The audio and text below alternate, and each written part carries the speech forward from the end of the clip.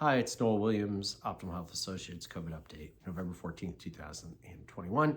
It's a retake because when I was going through some vaccine stuff, I said I got my booster immediately. And I said that, and I don't want it to be misinterpreted. The first vaccine for me was immunity. The second one for the Pfizer was the true booster, which I've said before, but I didn't want people to think I'd actually gotten a booster because I got my booster when I got my second vaccine, because that's what the studies really showed you were doing when you got your second Moderna or your second Pfizer. So we're going to talk about a few things tonight. We're going to talk about gain of function and why that matters. And we're going to talk about what I think is the central misinterpretation of what's going on right now. And that is, it's not about waning immunity from the vaccine. It's about there's a variant that the vaccine doesn't cover perfectly. So Delta is markedly different. It has a change at the tip of the spike protein and its reproductive rate, which we'll go back to. But those are naturally occurring, what we call gain of functions, or improvements in the intensity of the virus, its ability to stick to somebody or something, and then its reproductive rate. So those are gains of function. Gains of function can be naturally occurring or synthetically done. And there's been lots and lots of stuff about this because of Rand Paul really crucifying Fauci. And whether you love Fauci or don't like Fauci, there's some reasons why Rand Paul is doing this, and it has to do with the fact that the NIH will not say they won't, or that they will not give up gain of function research. So it was suspended in 2014 over concerns about what they were doing with SARS, MERS, and influenza. It then got reinstated in 2017 with these safety parameters. It was a 500-page governmental report. But the bottom line is, yes, gain of function research was allowed by the NIH, and it's problematic because when you look at what this virus is, SARS-2, it's a mutation on the tip and the bottom of the spike protein, and I've said this a million times, the HIV mutation somehow got here, and there's a mutation here, both of which there's very, very clear scientific linkages to gain of function studies, first out of the University of North Carolina and second out of Winnipeg, University of Winnipeg, with Wuhan scientists. And so that's been a big problem, and that's why it's never made sense to a lot of us that a green monkey in Africa had intimate relations with a bat in Wuhan to combine just the infectious portions. So be that as it may, that's what has made Rand Paul get very upset. And then you look at whatever is Eco something or other, who the NIH funded, who then gave $600,000 to the Wuhan lab in 19 or so, conveniently, to do a molecular analysis of the spike protein for further study. You start to wonder here, they were monkeying around with the spike protein. They were analyzing it. So could have that indirectly given them information on how to do gain of function research, which they were already doing, because the Wuhan scientists have published gain of function research on SARS-1. So did that inadvertently give them information that could have caused it? Could it have had no role? Could have the money gone directly for gain of function research there? Maybe. We don't know. And that's the issue that Rand Paul has, because he wants a commitment from Fauci saying that we're not going to allow that anymore. Just in case, whether the gain of function was natural or the gain of function synthetic, let's not be the cause of another pandemic. And Fauci won't agree to that. And he acts like they had nothing to do with any of this. They did. They funded all the research at all the places the whole time, except we don't know if they funded the final thing. So that's where that all comes from. But it's really important because SARS-1 had this much infectious potential. It went up by 1,000 times with the two mutations that are on SARS-2. And then you add Delta, and you get a further mutation, which makes it 3 times more infectious than SARS-2 or COVID. So the Delta variant is 3 times more infective than original COVID, or 3,000 times more infective than the original SARS. And now it reproduces 23,500% faster. And our immune system is based on our T cells from our thymic gland, making natural killer T cells. that are going to attack that virus in 6 hours, which was fabulous against A and B variants. But now this one goes faster. And so it's kind of outrunning our T cell response, and then our B cell response, which is antibodies, is kicking in at about 72 hours. And so it was great and gave essentially a 1% risk for serious illness after the vaccine, and probably an overall immunity rate of well over 90%. Now we don't have that with Delta. So it's not a matter of waning immune function with Delta. It's a matter of there was a viral change.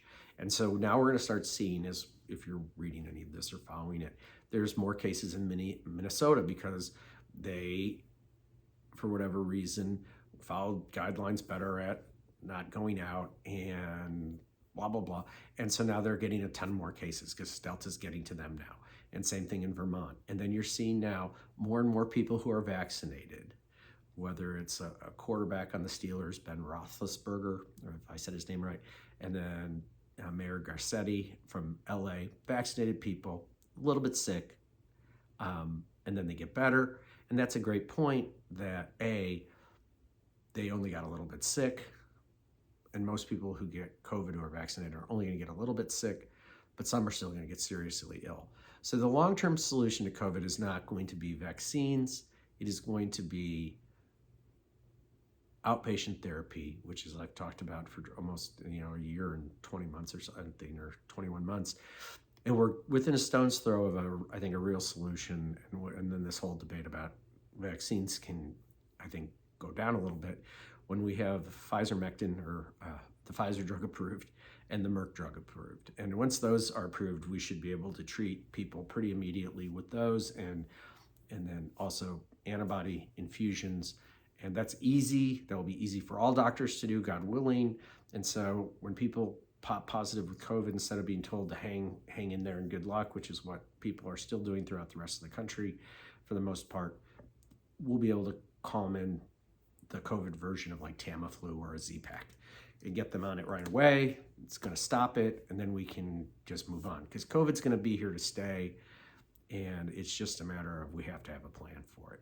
So that's kind of the bottom line on this stuff. Is it's not waning immunity. There's no data showing waning immunity that's meaningful. It's a variant. The question is, with boosters, are boosters meaningful?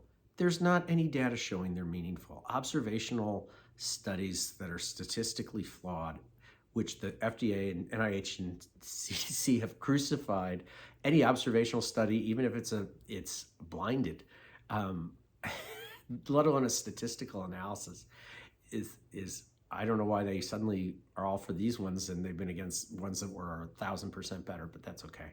But the question is, why won't Pfizer, who's made $65 billion plus on the vaccine, or Moderna, who's probably made close to that, or J&J, that's made less, but still tens of billions of dollars, do a simple $20 or $30 million study on doing a booster of people who were prior vaccinated but not infected, and seeing what happens, and doing a double-blinded trial for 4 months?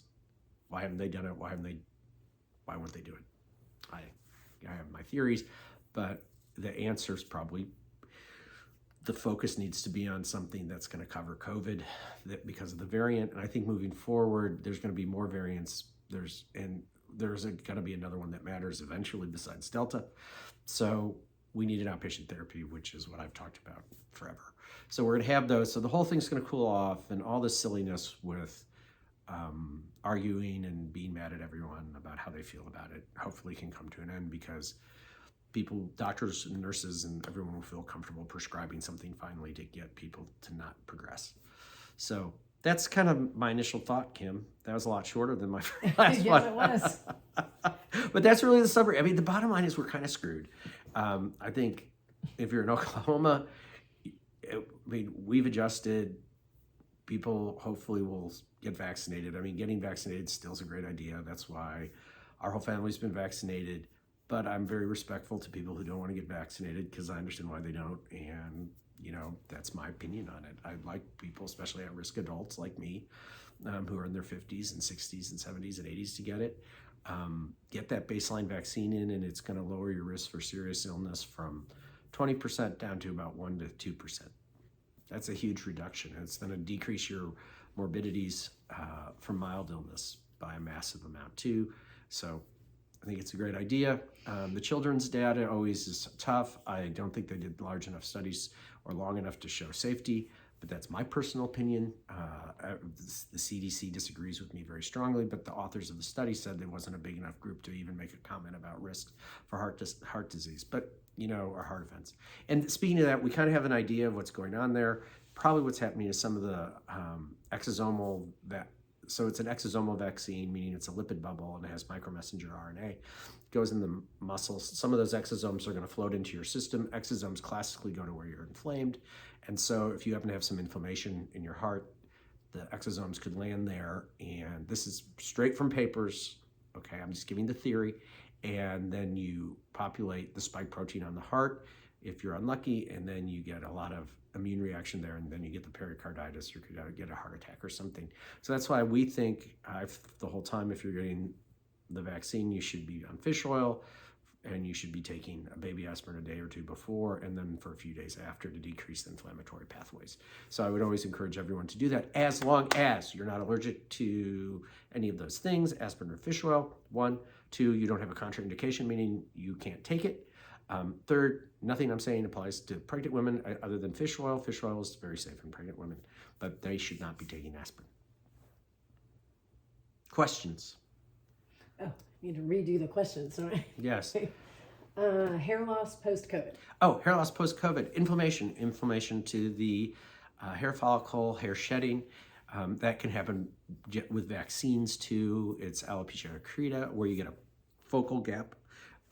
So that can be, 1, time will treat that. 2, a classic thing for alopecia areata in the medical literature is platelet-rich plasma injections into that area.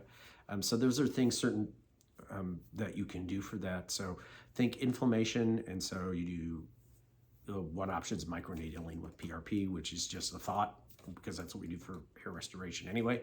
But that would be something to think about. But time's going to also work almost always, because we're not seeing people, we see people with that, and over months and months it gets better. So you're not going to go bald. It's not male pattern baldness. So it will usually resolve. Does inflammation happen? And I'm not belittling it as someone who's losing his hair. Does inflammation happen to everyone post-COVID? Does inflammation happen to everyone? No. After any illness, viral illness, bacterial illness, some people get sicker than others. And so we know with COVID, if you have more ACE2 receptors, so you're a guy, you're getting older, you're going to get more likely to get sicker or get more inflammation than someone who's younger and females. But there's always genetic factors. Sometimes some people think it's blood type. There's different theories. So no, not everyone gets sick or gets side effects from COVID and the inflammation. If somebody had COVID and now because of their job they have to get the vaccine, do you recommend one more than others? Okay, so if you, I think the data is very, very replete that you have a 99% long-term immunity rate so far with prior infection. We actually don't know what the long-term immunity rate is with the vaccine, because the problem is when you talk about Delta, that's not what the vaccine aimed at. It aimed at alpha and beta. So, it's not an immune waning, it's just slightly off. So again, the long-term immunity or partial immunity from the vaccine is probably going to be pretty good.